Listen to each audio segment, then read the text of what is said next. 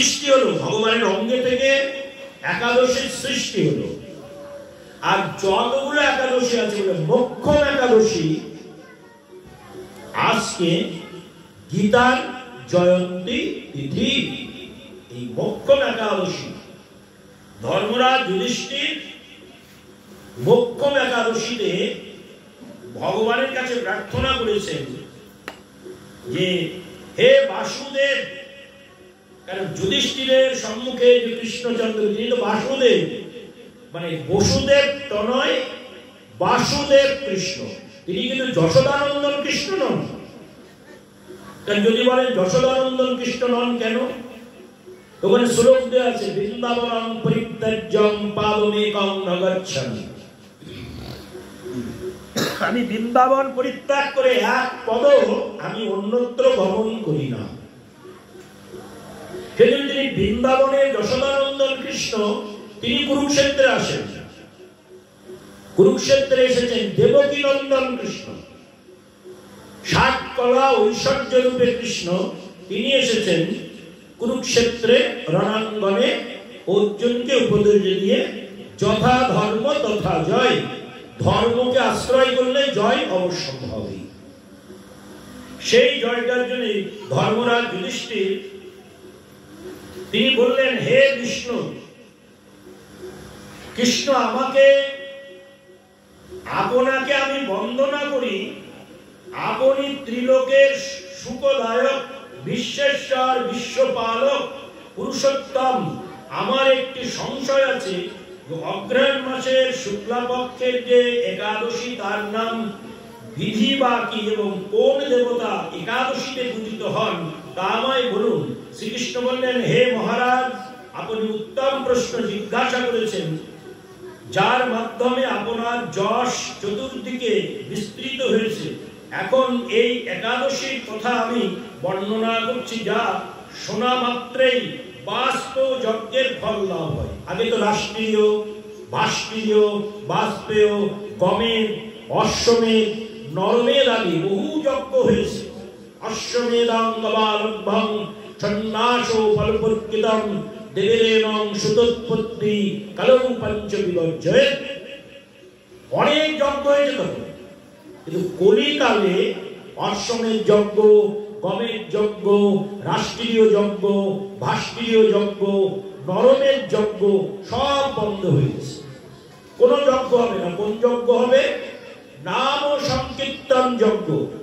নাম সংকীর্তন যজ্ঞে যে করে আরাধন, সেই শেষমেধা পায় শ্রীকৃষ্ণের চরণ। সেই যজ্ঞটা কলিকালে হবে, সর্বযজ্ঞের সার হরিনাম যজ্ঞ। তার জন্য এখানে শ্রীকৃষ্ণ বললেন হে মহারাজ, আপনি উত্তম প্রশ্ন জিজ্ঞাসা করেছেন, যার মাধ্যমে আপনার যশ চতুর্দিকে বিস্তৃত হয়েছে। অগ্রহায়ণ মাসের শুক্লাপক্ষের এই একাদশী মোক্ষদা নামে পরিচিত, সর্বপাপ বিনাশিনী। এই ব্রতের মধ্যে সর্বশ্রেষ্ঠ একাদশীর দেবতা শ্রী দামোদর। আজকের একাদশী ব্রতের দেবতা হচ্ছে দামোদর। দাম যোগ উদর, যশোমতী মা বন্দন করেছে। তুলসী, তুলসী মঞ্জরি, ধূপ দ্বীপ ইত্যাদি উপচারে শাস্ত্রবিধি অনুসারে দামোদরের পূজা করতে হবে। পূর্ব বর্ণিত বিধি অনুসারে দশমী এবং একাদশী পালন করতে হবে। এই উপবাস দিনে স্তব স্তুতি নিত্যগীত আদি সহ রাত্রি জাগরণ করা কর্তব্য। হে মহারাজ, প্রসঙ্গক্রমে একটি অলৌকিক কাহিনী আমি বলছি। মনোযোগ দিয়ে এই ইতিহাস শ্রবণ মাত্রেই সর্বপাপ ক্ষয় হয়। যে পিতৃপুরুষেরা নিজ নিজ পাপে অধজনী প্রাপ্ত হয়েছে, এই ব্রত পালনে পুণ্যফল এবং পুণ্যফল বিন্দু মাত্র আরেকদিকে দান করলে তার মুক্তি লাভের যোগ্য হন। কোন এক সময় মনোময় চম্পক নগরে বৈখানস নামে এক রাজা ছিলেন। তিনি ছিলেন সমস্ত বৈষ্ণব সদ্গুণের বিভূষিত। প্রজাদের তিনি পুত্রের মতো পালন করতেন। তার রাজ্যে বহু বেদজ্ঞ ব্রাহ্মণ বাস করতেন। রাজ্যে সকলেই ছিল বেশ সমৃদ্ধশালী। এই একবার রাজা স্বপ্নে দেখলেন যে তার পিতা নরকে পতিত হয়েছে। তা দেখে তিনি অত্যন্ত বিস্মিত হলেন। পরদিন ব্রাহ্মণদের ডেকে বলতে লাগলেন, হে ব্রাহ্মণগণ, গত রাত্রিতে স্বপ্নে নরক যন্ত্রণায় পিতাকে কষ্ট পেতে দেখে আমার হৃদয় বিদীর্ণ হচ্ছে। তিনি আমাকে লক্ষ্য করে বলতে লাগলেন, হে পুত্র, তুমি আমাকে নরক সমুদ্র থেকে উদ্ধার করো, কারণ আত্মা বই জায়তে পুত্র, তুমি আমার আত্মা থেকে জাত। এই বিশাল রাজ্যের রাজা রাজ্যশ্রী পুত্র, কিছুতেই আমি শান্তি পাচ্ছি না। কি করি, কোথায় যাই, কিছুই বুঝতে পারছি না। পুত্র, তুমি আমাকে নরক সমুদ্র থেকে উদ্ধার করো। তার এই অবস্থা দেখে আমার অন্তরে সুখ নেই। আমার এই বিশাল রাজ্য স্ত্রী পুত্র, কিছুতেই আমি শান্তি পাচ্ছি না। কি করি, কোথায় যাই, কিছুই বুঝে উঠতে পারছি না। আমার পূর্বপুরুষেরা মুক্তি লাভ করতে পারেন এমন কোন পুণ্যব্রত তপস্যা এবং যোগের কথা আমাকে উপদেশ করুন, আমি তা অনুষ্ঠান করব। আমার মতো পুত্র বর্তমান থাকা সত্ত্বেও যদি পিতা মাতা পূর্বপুরুষেরা যদি নরক যন্ত্রণা ভোগ করে থাকেন, তবে সে পুত্রের কি প্রয়োজন? পুত্র যাতে পুত্নামক নরক থেকে পিতামাতাকে উদ্ধার করেন।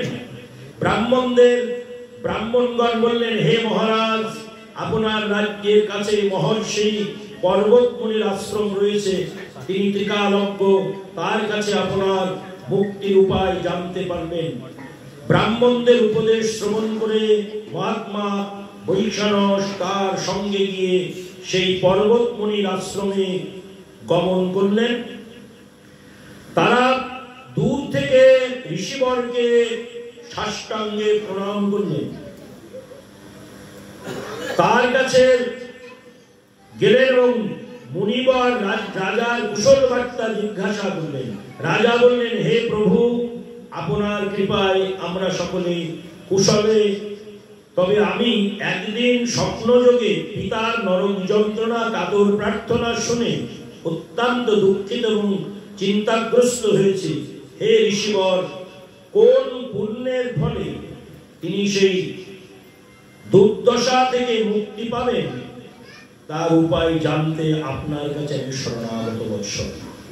রাজার কথা শুনে পর্বতমুনি কিছুক্ষণ ধ্যানস্থ হয়ে বললেন, হে মহারাজ, পূর্বজন্মে তোমার পিতা অত্যন্ত কামচারী হওয়ার তার এমন অতজনী লাভ হয়েছে। এখন এই পাপ থেকে মুক্তির উপায় বর্ণনা করছি। অগ্রহায়ণ মাসের শুক্লাপক্ষের মোক্ষদা একাদশী পালন করে সেই পুণ্যফল পিতাকে প্রদান করো। সেই পুণ্যফল প্রভাবে তোমার পিতার মুক্তি লাভ হবে। মুনির কথা শোনার পর রাজা নিজ গৃহে ফিরে গেলেন। এই পবিত্র তিথিতে আবির্ভাবে তিনি স্ত্রী পুত্রাদি সহ যথাবিধি মোক্ষদা একাদশী ব্রত পালন করলেন। ব্রতের পুণ্যফল পিতার উদ্দেশ্যে প্রদান করলেন। ওই পুণ্যফল দানের সঙ্গে সঙ্গে আকাশ থেকে পুষ্পবৃষ্টি হতে লাগলো। হে পুত্র, তোমার মঙ্গল হোক। এই বলতে বলতে বৈখানস রাজার পিতা নরক থেকে মুক্তি হয়ে স্বর্গে গমন করলেন। হে মহারাজ যুধিষ্ঠির, যে ব্যক্তি মঙ্গলদায়িনী মোক্ষদা একাদশী ব্রত পালন করে তার সমস্ত পাপ বিনষ্ট হয় এবং মৃত্যুর পর মুক্তি লাভ করে।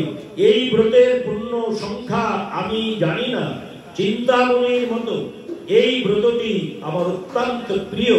এই ব্রত কথা যিনি পাঠ করেন এবং যিনি শ্রবণ করেন, উভয়ের বাস্তব যজ্ঞের ফল প্রাপ্তি হয়।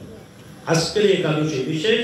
আর আজকের দিনে ভগবান বাসুদেব কৃষ্ণ অর্জুনকে 18 অধ্যায় শ্রীমদ্ ভগবদ গীতা শ্রবণ করিয়ে জানিয়েছিলেন, যত্র যোগেশ্বর কৃষ্ণ যত্র ভাট্ট ধনুর্ধর। সেদিন জানিয়ে দিয়েছিলেন, যথা ধর্ম তথা জয়। তুমি ধর্মকে আশ্রয় করো। অনিত্যানি শরীরানি বিভাবই নৈব শাশ্বত মৃত্যুর সন্নিহিতং কর্তব্য ধর্ম সঞ্চয়। সবাই জেনে রাখতে হবে, আমাদের সর্বশ্রেষ্ঠ ব্রত শ্রী একাদশী ব্রত। কৃষ্ণ মন্ত্রে জানায় বৈষ্ণব, পূজায় কেশব, তাতে করে গুরুর সেবন।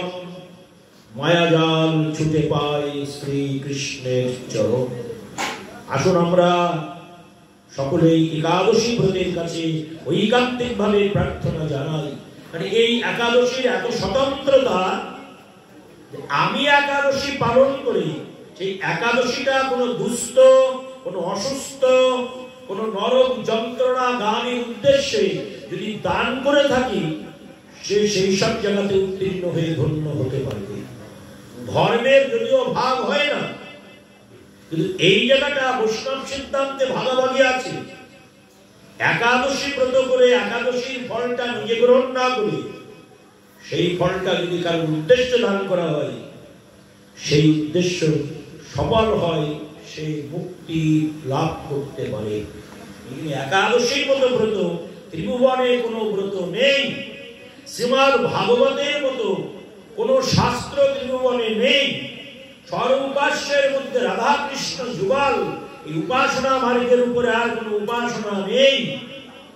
আর হরে কৃষ্ণ কৃষ্ণ কৃষ্ণ হরে হরে, হরে রাম রাম রাম হরে হরে, এই মহামন্ত্র কৃষ্ণ নামের উপরে আর কোনো মন্ত্র নেই।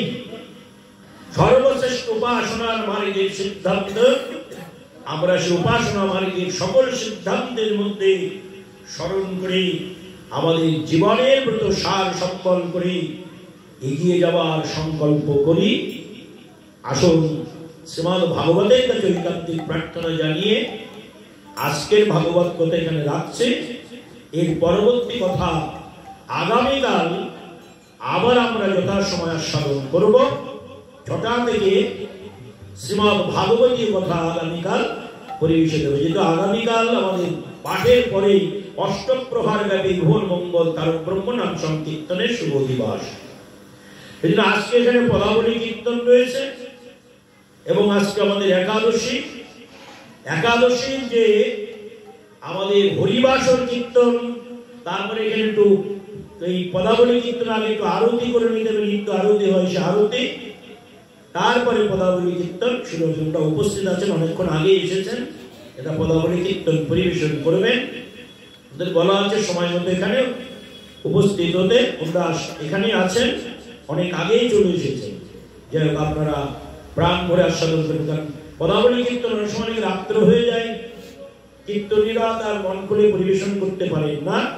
সেই জন্য আমরা সময় অনুযায়ী শ্রীমদ্ ভাগবতকে সংকল্প রেখে সকলের যাতে সুবিধা হয়, তার জন্য নিয়মটা যেন অক্ষুণ্ণ হয়ে থাকে। এখানে কথা রাখলাম।